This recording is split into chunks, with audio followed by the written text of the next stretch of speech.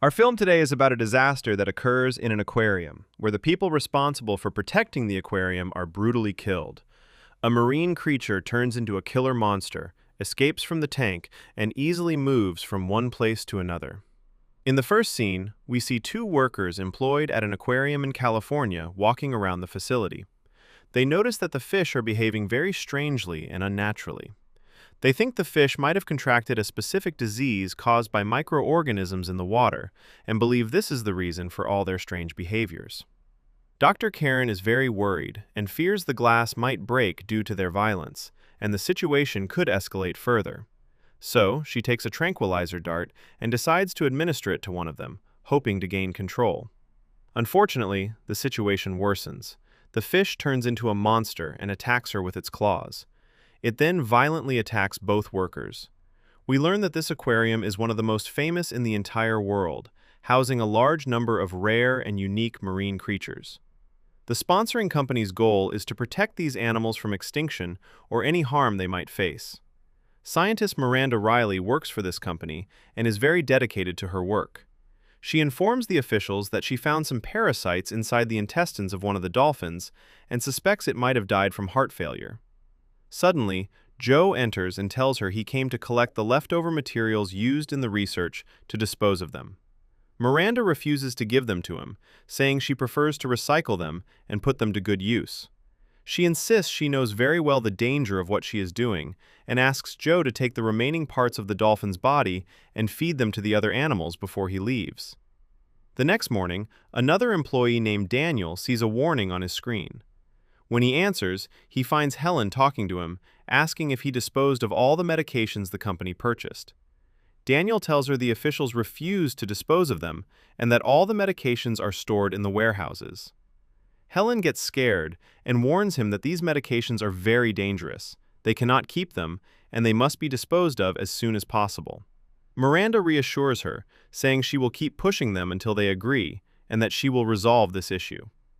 Helen explains that she tested a sample of these medications on one of the creatures in her aquarium, stating that the effect was negative and the creature turned into a monster.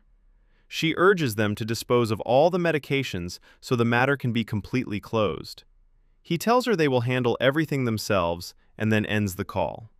Daniel asks Miranda to let him go feed the fish because he is running late. An employee named Skylar goes with him, and Daniel asks him to focus so he can learn quickly. He tells him he will show him one of the largest sharks, explaining that this species is called a mako shark and is considered the strongest and fastest shark in the world.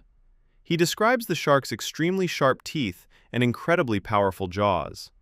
Skylar is amazed by the shark's appearance and everything he hears from Daniel. At this time, Senator Blackburn arrives at the aquarium.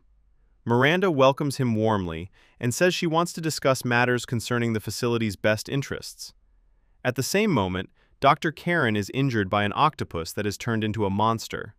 She tries to contact anyone to come help her quickly. Miranda explains more about the facility to the senator, telling him it requires extensive repairs. The infrastructure is faulty and must be fixed as soon as possible. She tells him the tanks need a new heating system, as well as sensors and safety equipment to be fully equipped. She believes that if they do all this, the number of tourists will increase again, and the revenue will grow. She tries to convince him to fund the entire amount needed for these repairs. However, the senator refuses, saying he is currently busy and highly focused on the upcoming elections, and does not want anything to distract him. Chloe arrives at the scene of the incident after Karen called her and discovers that 2 employees were killed by this monster. Karen tells her the monster escaped through the openings in the canals and advises her to close all the canals before it escapes into the ocean, which would be a massive disaster. Chloe is very worried because it is difficult to close all the canals simultaneously, and the process will take several hours. Moreover, the monster could escape at any moment. She calls Chris, explains the exact situation, and asks her to examine all the animals in her care to ensure none are infected. Joe enters the lab to collect the rest of the corpse as Miranda requested. He notices a very strange, viscous substance in the area and is shocked to see the dolphin wake up again, move right before his eyes, and attack him instantly. Karen comes in to talk to Miranda. Her condition is critical, and she tries to explain what happened to her. She tells them the animal was sick, she was performing surgery on it, and its heart had already stopped. But suddenly it revived and began acting violently. She warns them that it could be anywhere now, and that all their lives are in danger. Miranda believes the only solution is to close all the canals quickly and try to control the situation. Karen tells them this monster surely contracted a dangerous infection, and if it reaches the other tanks, it will eliminate all the living creatures there, or they will become infected and turn into monsters too. Shortly after, a portion of the living creatures indeed begins acting in the same violent manner, banging against the glass until they break it, all trying to escape quickly and save themselves. Suddenly, Chloe notices the alarm is going off throughout the facility, and all doors are closing on their own. Chris decides to run quickly and get outside in time to inform the police of what is happening and request help. Unfortunately, on her way, a mutated crocodile attacks her, and she screams in sheer terror. Daniel hears the alarm and tries to enter the building to understand what is happening inside, but he cannot open any doors at all. Skylar calls the police, requests their help, and suggests there might be a fire in the building. Daniel tells him what is happening doesn't necessarily mean there's a fire. A tank might have broken or something. He believes the situation isn't worth all this panic. Since all the doors are locked, it is impossible for anyone to enter or leave the building. Miranda and the others become very anxious. She calls Chloe to figure out how they should handle this situation. Chloe explains that the excessive water caused an electrical short circuit, ruining all the electrical circuits. Chloe coincidentally reaches the same room Joe entered, sees the bloodstains and viscous substance, and realizes the monster was there. She tries to search the device in front of her for any recordings that might help her. Meanwhile, Miranda and her group move on, looking for a safe place to hide. They encounter the same crocodile that killed Chris. They hide before it spots them. When they feel safe, they get up to continue on their way, managing to escape it with great difficulty. 2 firefighters arrive to inspect the building and find no signs of smoke or an obvious fire coming from it. They conclude it is just a false alarm and decide to take a walk around to confirm it themselves. Meanwhile, Daniel and Skylar see a giant crab walking in front of them, which suddenly attacks Daniel and tries to finish him off. Skylar is terrified, grabs a large axe and strikes the crab to save Daniel from its grasp. Immediately after, another animal attacks Skylar, injuring his face, but he manages to get rid of it just in time. After what happened with Miranda and her group, she decides to completely change the plan, telling them they must reach the control room by any means. Suddenly, they find themselves surrounded by a massive number of starfish. They try to get rid of them in every possible way, but Karen falls and gets injured. Senator Blackburn manages to save her at the last moment. When they escape to another location, they are shocked to find 2 starfish attached to Karen's clothes without her noticing. Karen takes off her jacket and keeps hitting them until they die. She explains they must stay away from these creatures because the venom in them can easily be transmitted to humans. She sees the situation has become extremely dangerous and completely out of control. They all brainstorm together for any solution to get out of their predicament. Miranda tells them that in this state, the creatures must have turned into zombies, and it wouldn't be surprising if they too turned like them. They finally decide to reach the roof to be safer and try to ask anyone for help. Miranda calls Chloe, explains their entire plan, and asks her to cooperate so they can save themselves easily. Daniel and his companions finally manage to enter the building through an opening they find. Skylar looks for any bathroom they can enter to clean their wounds. Suddenly, they hear a strange noise coming from above. He becomes very worried, and they decide to go up and see what is happening themselves. They walk up the stairs cautiously and anxiously. After a while, Daniel feels very tired and dizzy, saying he cannot stand on his feet. He loses a massive amount of blood and becomes increasingly exhausted. Skylar tries to help him in any way, runs to look for medications that might help, gives him some water to revive him, bandages his wound, and stays by his side until he improves slightly. He manages to sit up again, and they get up to continue their journey, looking for the rest of the team.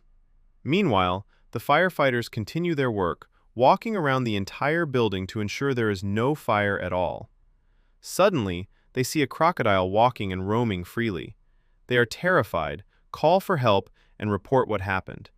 Their chief orders them not to approach the animal until the rescue unit arrives. One of them refuses to just sit quietly, believing that if this crocodile escapes, it will hurt many people.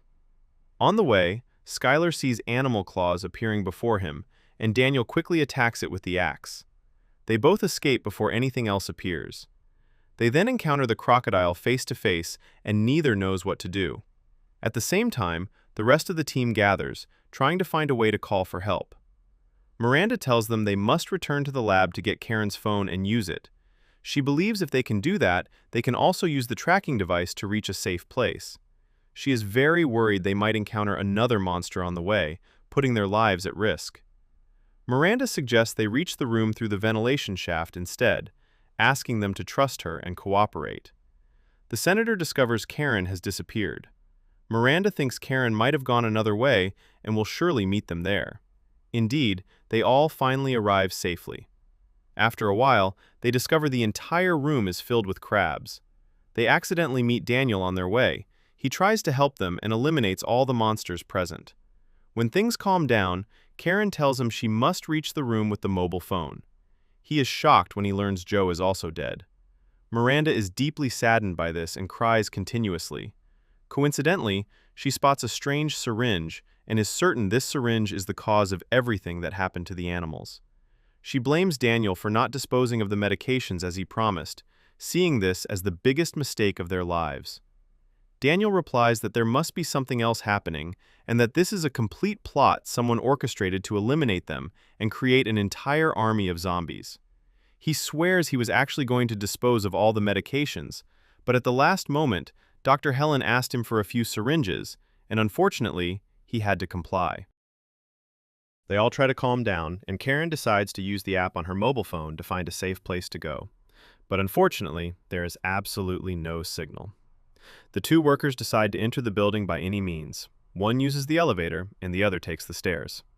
A giant octopus attacks the man in the elevator, but he saves himself at the last moment and reaches the roof. Karen and Miranda search for a way out. Meanwhile, Daniel talks to Blackburn. We discover they had agreed on a very simple plan to destroy the lab. Daniel tells him he never imagined things would get out of control like this. Daniel explains that someone must have mixed his spoiled medications with the ones being used, intentionally causing all this. He is shocked that this substance can turn any creature into a zombie. He ignores all Blackburn's words, and they resume their journey. They encounter some massive monsters and find themselves surrounded from all sides. Blackburn decides to sacrifice himself to let them escape, and unfortunately, he dies brutally right before their eyes.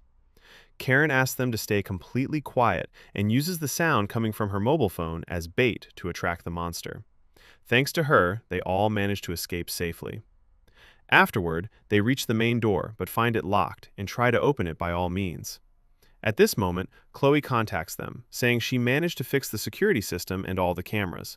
But the bad news is that the entire system has no power, and she cannot use the control device in this situation. Miranda stands devastated, wondering what she and her companions will do.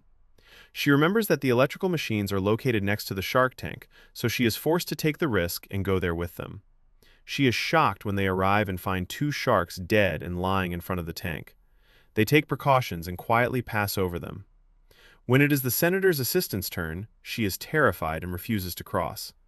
Daniel tries to help her and convinces her he will stay by her side. Unfortunately, when Karen tries to cross, one of the sharks savagely grabs her leg. They all gather around the shark, trying to help her, and Daniel ultimately kills it with his axe. They continue on their way. Chloe is shocked while watching the cameras to see a monster on the ceiling above her. It suddenly attacks her, and she has no time to escape. She gets severely injured and is in very bad condition. Miranda tries to calm her down, but discovers her temperature is extremely high, and she has a severe fever. She is shocked to see starfish attached to her body. She had been infected by them without realizing it. Unfortunately, the girl dies a few minutes later, and no one can save her. Another monster attacks the senator and kills him, just like his assistant.